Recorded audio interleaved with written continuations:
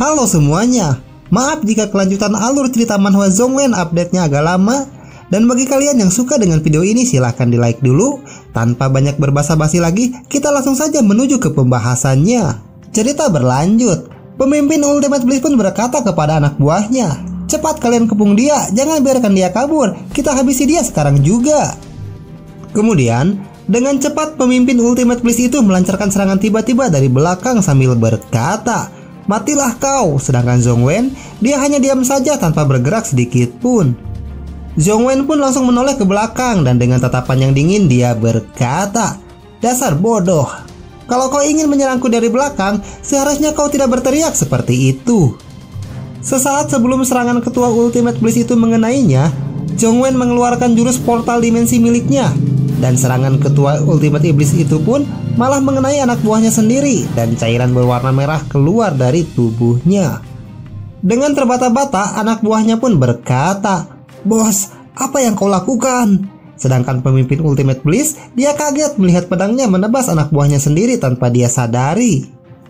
Setelah itu, Zhongwen pun berkata kepada para anggota Ultimate Bliss dan dengan suara yang lantang Zhongwen berkata, "Sekarang, apa kalian masih ingin berniat merampok kereta kami?" Dengan keringat dingin dari wajahnya, para anggota Ultimate Bliss pun tidak sanggup berkata apa-apa. Kemudian, salah satu anggota Ultimate Bliss yang tertebas tadi pun langsung tewas dan terjatuh ke tanah dengan keras dengan pedang yang masih menempel di tubuhnya. Pimpinan Ultimate Bliss itu pun berkata kepada Zhongwen, "Tuan, tolong biarkan orang-orangku pergi." Pimpinan Ultimate Bliss itu pun kembali meyakinkan Zhongwen dengan berkata, "Tuan, tolong ampuni kami tidak akan melakukannya lagi di masa depan." Zhongwen pun langsung memegang tangan pimpinan Ultimate Bliss itu dan berkata, "Kau tenang saja, aku adalah orang yang baik hati, aku akan melepaskan kalian." Setelah itu, Zhongwen pun berkata kepada Paman Zhao, "Paman, ayo kita pergi sekarang." "Baiklah Tuan Muda," ucap Paman Zhao. Kemudian, Zhongwen pun hendak menaiki kereta kudanya. Tapi ternyata, pimpinan Ultimate Bliss itu hanya berpura-pura meminta ampun kepada Zhongwen, karena tujuannya adalah ingin membuat Zhongwen lengah supaya dia bisa menghabisi Zhongwen dari belakang. Pimpinan Ultimate Bliss itu pun langsung menghunuskan pedangnya dari belakang dan berkata di dalam hatinya, "Kau pikir aku akan membiarkanmu pergi begitu saja? Jangan bermimpi." Sedangkan Zhongwen, dia tampak sudah tahu rencana busuk dari pimpinan Ultimate Bliss itu kepadanya. Kemudian, Zhongwen pun menghindari serangan dari pimpinan Ultimate Bliss itu dengan sangat mudah, yang membuat pimpinan Ultimate Bliss merasa sangat terkejut dibuatnya. Setelah itu, Zhongwen pun mengeluarkan sebuah senjata dari cincin penyimpanan miliknya untuk menghalau serangan yang dilancarkan oleh pimpinan Ultimate Bliss kepadanya. Dan Zhongwen pun dengan mudah menangkis serangan dari pimpinan Ultimate Bliss itu dengan sebuah pedang yang sebelumnya telah dikeluarkan dari cincin penyimpanan miliknya. Lalu Zhongwen pun langsung mengeluarkan jurus teknik mengembalikan angin dan pedang lawyer miliknya. Dan dengan serangan bertubi-tubi, Zhongwen menyerang pimpinan Ultimate Bliss itu tanpa bisa dihindarinya. Dan Zhongwen pun dengan mudah menjatuhkan pedang yang dipegang oleh pimpinan Ultimate Bliss itu ke belakang. Sampai akhirnya pedang itu pun tertancap di tanah. Dengan tubuh yang gemetaran, pimpinan Ultimate Bliss itu berkata, "Bagaimana kau bisa tahu dengan semua rencanaku?" Sambil menepuk-nepuk pedang miliknya ke pundak pimpinan Ultimate Bliss itu, Zhongwen berkata, "Aku masih bisa menebak apa yang orang seperti kalian pikirkan. Nyahlah kau dari hadapanku dan jalani kehidupan dengan menjadi orang baik di masa depan." Kemudian, para anggota Ultimate Bliss yang lainnya pun berlarian meninggalkan Zhongwen. Mereka berkata, "Lari, bos telah dikalahkan olehnya hanya dengan satu kali serangan saja. Ayo kembali dan laporkan kepada Master," ucap temannya menambahkan. Zhongwen pun merasa senang dengan jurus barunya itu. Dia berkata, teknik ini sangat kuat juga. Uang kertas kristal roh yang dicuri dari bandit ini lebih banyak dari yang kita habiskan hari ini. Kita telah menghasilkan banyak uang."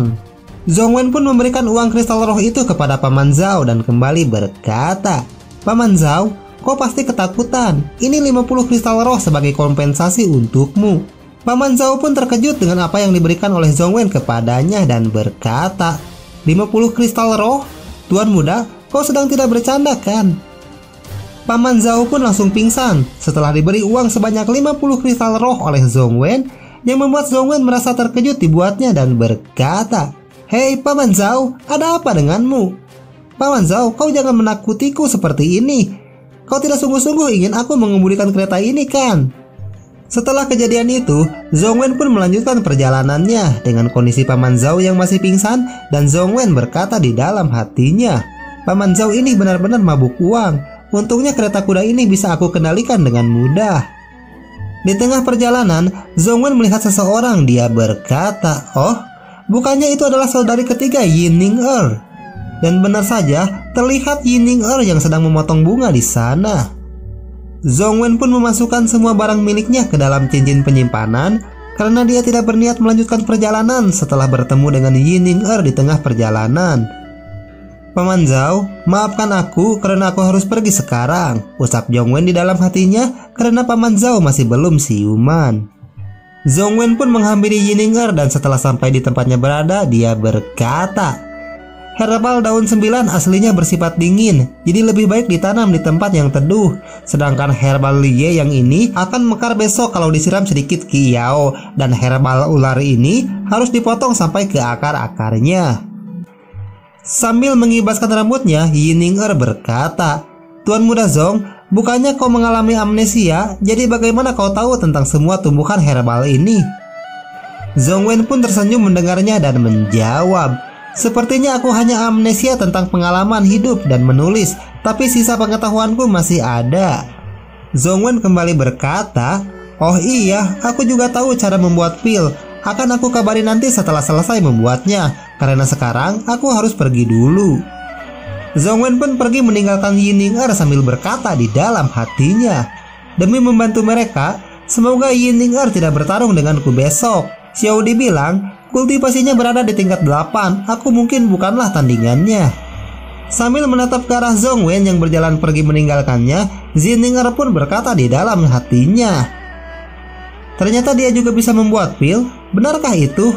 Lupakan saja, mari kita coba saja saran yang dikatakannya tadi." Keesokan harinya di istana Piaohua, tampak Zhongwen yang sedang membuat pil di sana. Berdasarkan urutannya, yang pertama adalah herbal daun 9, lalu daun rongling, dan buah vermilion, ucap Zhongwen di dalam hatinya. Tanpa terasa, malam pun telah tiba. Zhongwen pun duduk di kursi lalu berkata, "Setelah seharian mengolah herbal, akhirnya pilnya jadi juga. Semakin tinggi levelnya, maka semakin bagus efeknya." Zhongwen pun mencoba mencicipi pil buatannya itu sambil berkata di dalam hatinya, "Kalau ini setara dengan kultivasi level 2, haha, aku memanglah seorang jenius.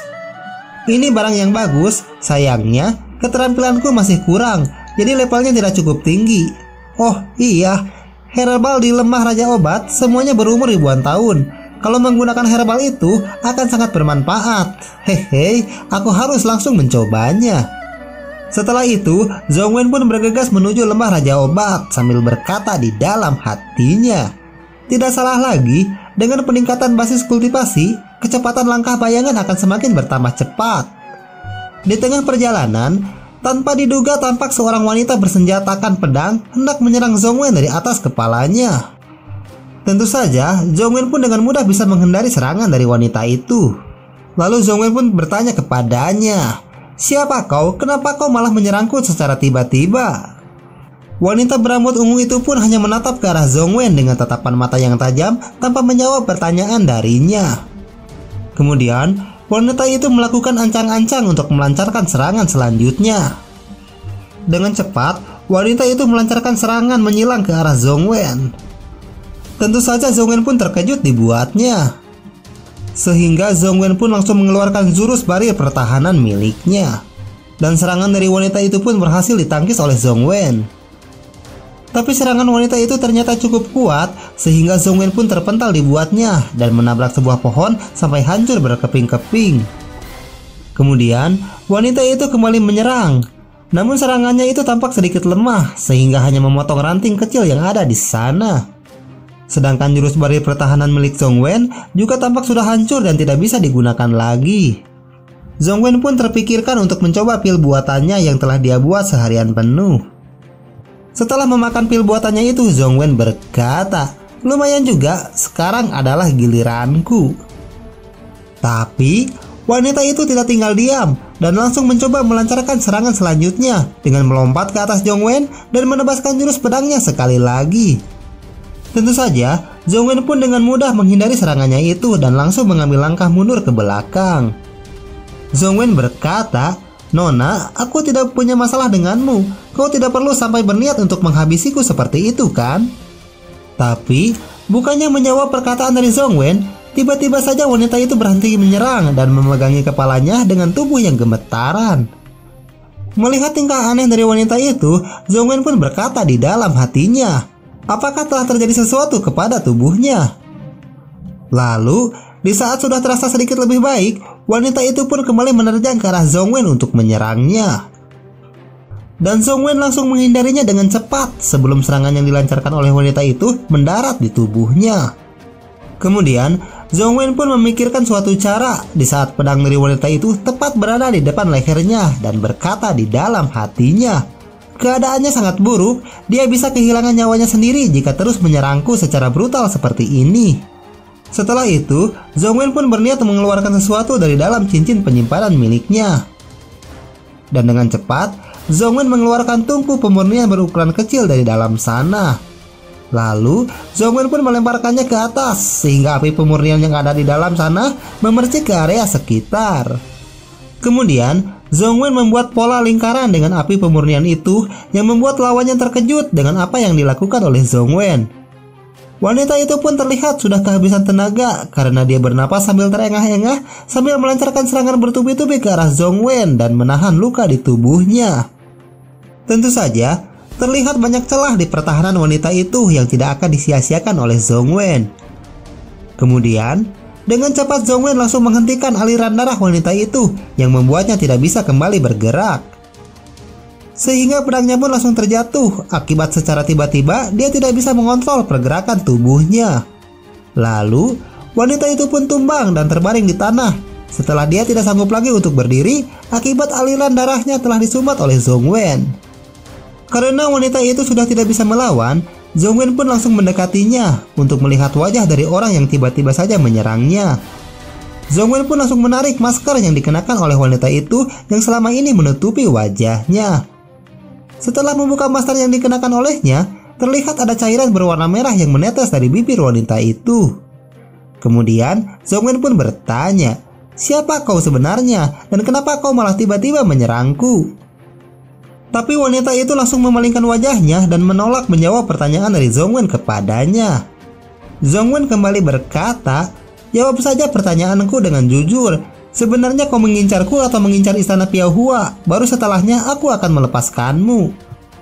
Mendengar perkataan dari Zhongwen, wanita itu pun terkejut dan berkata, "Bukankah kau adalah anggota dari kelompok Ultimate Bliss?" Tentu saja, Zhongwen pun terkejut karena wanita itu mengira dia adalah salah satu dari komplotan bandit gunung. Zhongwen pun merasa harga dirinya telah hancur dan dengan tubuh yang terasa tiba-tiba lemas dia berkata, "Kenapa kau berpikir kalau orang setampan diriku ini adalah salah satu anggota dari para bandit gunung itu? Bukankah aku lebih cocok jadi seorang murid di Gunung Qinfeng?" ucap Zhongwen sambil menutupi wajahnya. Wanita itu kembali berkata, "Aku sudah mencari tahu sebelumnya, karena di Gunung Qinfeng ini hanya ada satu istana Piaohua yang semua muridnya adalah wanita." Zhongwen pun baru menyadari kalau yang dikatakan oleh wanita itu benar adanya dan berkata di dalam hatinya, "Perkataannya sangat masuk akal, pantas saja dia menuduhku seperti itu." Kemudian, wajah Zhongwen berubah menjadi serius dan berkata, "Kudengar ada seorang asasin yang telah menghabisi wakil ketua bos bandit. Apakah kau yang telah melakukannya?" Tapi wanita itu malah pingsan sebelum menjawab pertanyaan dari Zhongwen. Tentu saja, Zhongwen pun merasa kecewa karena wanita itu pingsan sebelum menjawab pertanyaannya. "Kau sedang terluka parah tapi masih saja ingin bertarung. Pantas saja kau pingsan karena kehabisan tenaga," ucap Zhongwen sambil menatap wanita itu. Lalu, Zhongwen pun menggendong wanita itu untuk dibawa ke semak-semak. Tapi sebelum Zhongwen melancarkan aksinya, ceritanya malah bersambung.